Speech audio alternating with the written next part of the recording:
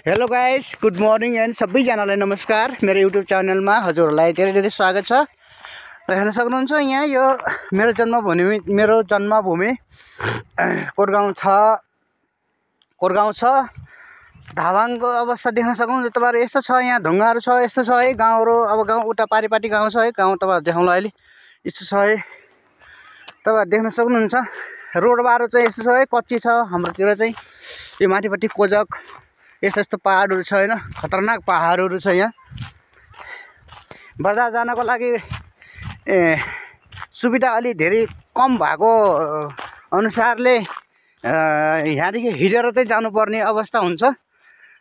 हिँडेर बजार पुग्यो भने त लगभग तकरिबन 4 घन्टा लाग्छ हामीलाई। यसो अटो सटो यताउता कतै पायो भने चाहिँ गइहाल्छ 1 आधा घन्टामा। गाह्रो छ साथीहरू, गाह्रो छ। Okay, bye bye.